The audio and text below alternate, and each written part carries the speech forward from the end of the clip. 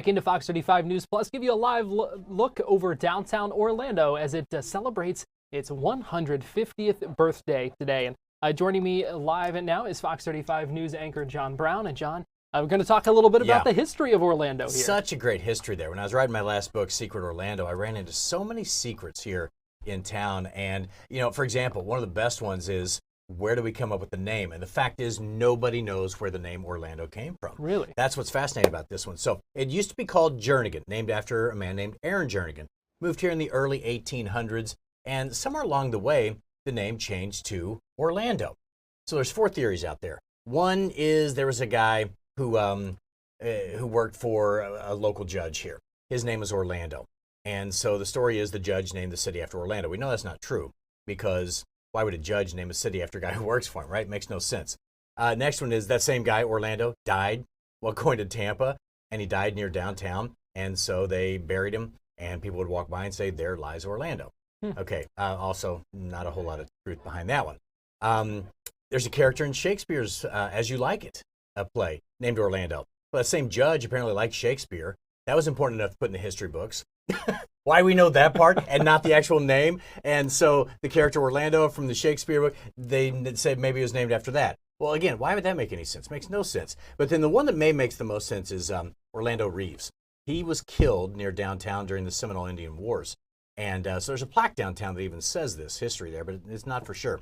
But they say it's probably named after him. Bottom line is, no one really knows. And that's the fascinating part about our name. And that's why when you see Jernigan, like at the Orlando Magic Games, Jernigan's restaurant there, named after Aaron Jernigan, and the original name of our city. So again, nobody really knows, but that's how we went from Jernigan to Orlando. Interesting. Yeah, that is really fascinating, right. and also fascinating that it's lost to history. Yeah. That we will at this point never know. No, and I mean the theories are out there, and some are just silly.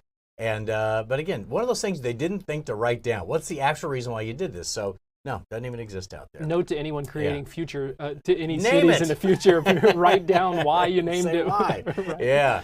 But also a lot of other interesting aspects. Talk about the 100 lakes. Okay, so 100 lakes in town, and we know Orlando is the city of lakes. There are lakes everywhere. Okay, so one of the early founding fathers here, the Summerlin family. You see Summerlin Avenue. There's a lot of things named after Summerlin downtown. So he had this piece of property, and it wasn't too far from where this upstart little village was taking place. It would become Orlando. And a sinkhole starts to form on this property. And so being a businessman, he says, you know what, I'm going to name this sinkhole. He named the sinkhole Sandy Beach.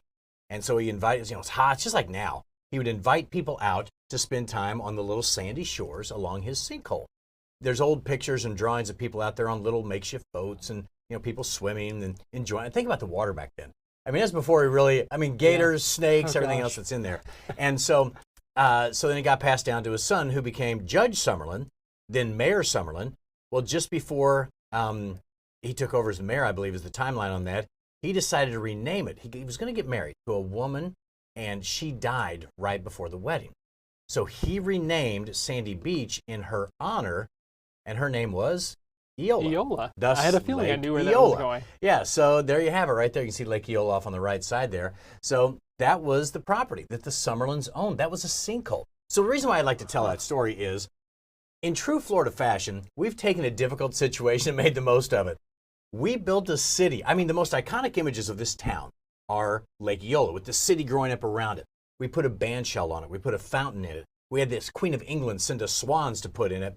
And so again, it's a sinkhole. We built the city around a sinkhole, and now it's one of the most iconic images you'll see of the city of Orlando. And absolutely beautiful. It is beautiful down there. They put a trail, and so if you're down at Lake Eola, talk about that historical marker that tells the history of Orlando. Mm-hmm. It's right there on I think it's on the north side, so kind of back where the bathrooms are, back where the kids' play area is. It's in that area, and that's the history of Orlando, which isn't totally true.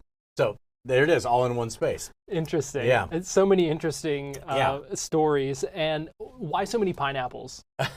Okay, so anywhere you go downtown, you'll see pineapples painted on the sides of buildings. Mm-hmm. Well, we were the #1 producer of pineapples in the world at one point. Our soil was perfect, the climate was perfect, and right now, if you chop the top off a pineapple, you throw it in your backyard, you come back a few days later, you have a little pineapple plant out there, right? So we were perfect for that. And so we started developing this industry, and then all of a sudden, we found out Cuba, the country, was a little better with soil, a little better with climate. They stole our pineapple industry. See, back then, if you got a pineapple in England or somewhere in Europe, you were probably wealthy and aristocratic, and it came from here because we would harvest them, put them on boats, ship them over there. So it was a big deal. So when our pineapple industry started going away, the guy who owned that property invented Orlando's first theme park. That's where he put in the slides and everything down there in Lake Ivanhoe, which is the one that you drive across just north of downtown. So that was all his property. That was all pineapple fields. So he put in that theme park. It started fading, I guess, around 1910 or 1920. And so he started selling off all that land. It became Ivanhoe Village, which is one of the top 10 coolest neighborhoods in the country right now, as named by one of the magazines. College Park, all of that area was all pineapple fields. So when you go downtown, you'll see pineapples painted on the sides of all these buildings. The guy who owned that property, his name was Russell. Okay, there's a restaurant downtown on that piece of property named Russell's. It's one of the top 10 TripAdvisor restaurants.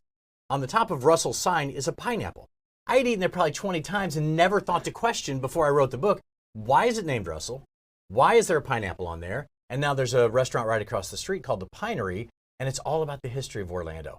So there's breweries down there that have pineapples. They didn't even know why. Like I went inside, there's a pineapple mural on the wall. I went inside and asked, and I said, why the pineapple? No clue. I said, well, why are half your beers named after pineapples? So again, it's about our history. People aren't from here. We have the least number of people who live here as adults that grew up here of any other city. Wow. All these transients. So no one's from here. And so we don't know this history. So it's kind of cool to get out and talk about the things we don't know about this awesome city and how it's growing there. It just makes you, I think, appreciate it really even does. More. Yeah, I mean, it is a great history. People think it's a short history. It's not. It's a long history with a lot of ups and downs. And again, the biggest thing is overcoming these challenges that we had here because there were no roads, put railroads through there and built this area in an area where you really shouldn't have a city because we were a swamp with no air conditioning back then. You think about it, and here we are today. And a big sinkhole that is now the that's centerpiece. Exactly right. Yeah, downtown. Let's hope it didn't grow anymore. Now we have a bunch of skyscrapers down there. But yeah, that's just some of the secrets. I mean, I could go on for hours about the Disney secrets, but this area is truly special. So it's kind of cool to celebrate 150 with everybody right now. Yeah, that's really cool. I appreciate you joining us and talking about that. We could do it again for hours. All right. Well, hey, I've got nothing to do. All right, I got 5. You've got maybe half an hour. Well, John, we appreciate it. All right, let's good. talk soon.